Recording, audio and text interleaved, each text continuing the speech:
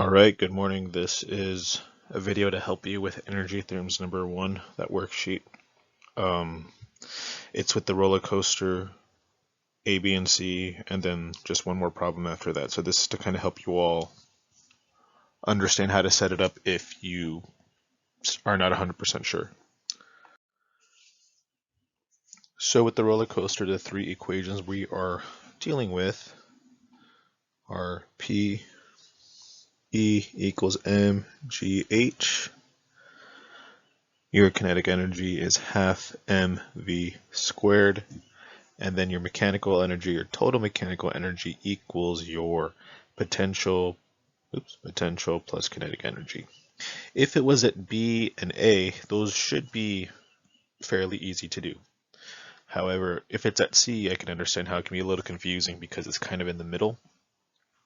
So I'm looking at this. I told you that the mass of the roller coaster cart was 735 kilograms at these particular heights. So this is a pretty, I guess, tall roller coaster. So this is my mass. Here, this is my height in meters. So knowing this, I only have my mass and my height. From here, I can figure out what my potential energy is at least. I also know that from the B and A that my total mechanical energy for this particular roller coaster is 1008420 joules. So this is my total mechanical energy that I got from letter A because it was purely potential energy and I use mgh. So my first step that I'm going to do is I'm going to determine my potential energy.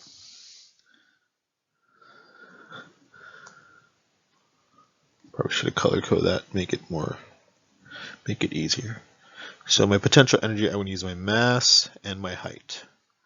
Potential energy is mgh, 735 kilograms times 9.8. Oops. Times my 95 meters. So 735 times 9.8 times 95. This is 684,285 joules. So my potential energy is 684,285 joules. So from here, I need you to figure out what the kinetic energy is.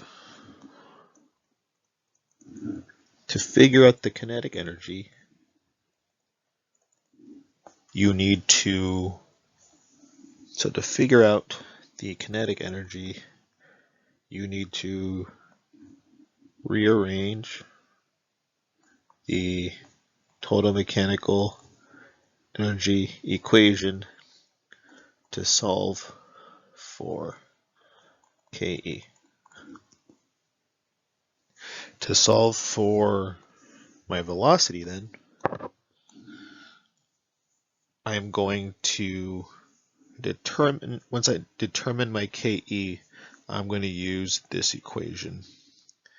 This equation, I'm going to rearrange it to solve for velocity. So Ke equals half mv squared. So I'm going to solve for v.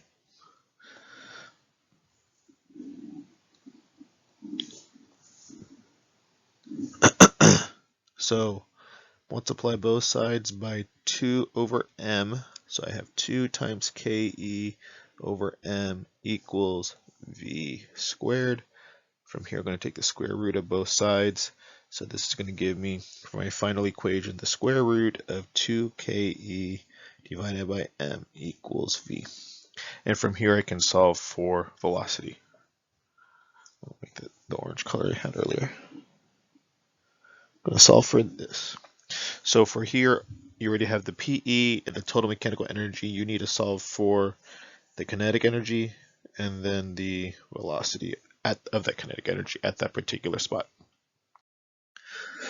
So a pendulum with a mass of 410 kilograms reaches a maximum height of 2.9 meters with what is its velocity at the most bottom point of the path. So to visualize it, you have, let's say this is my really bad looking pendulum.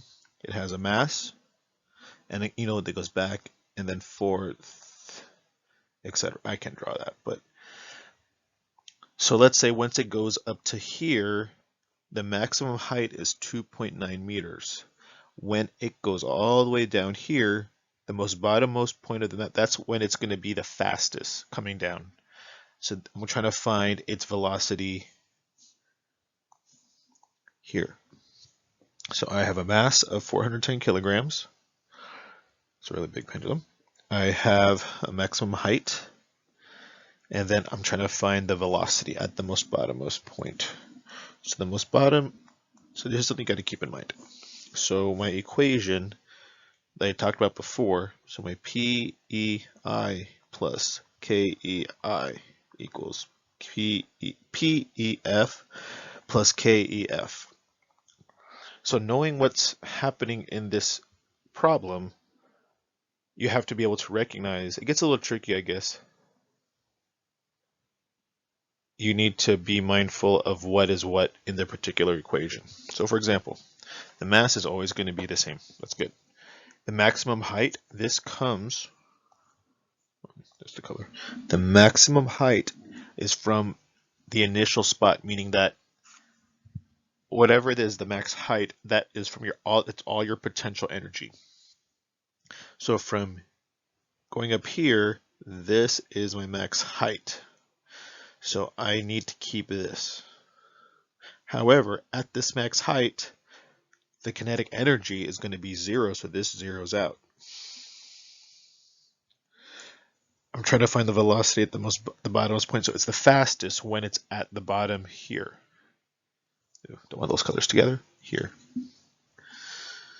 So I'm trying to solve for, I'm going to use this. At this particular height, if you will, that is going to be the final potential energy is 0 because the height is 0. So all I'm left with is potential energy, initial potential energy equal kinetic final energy, because it's all conserved, it's all the same.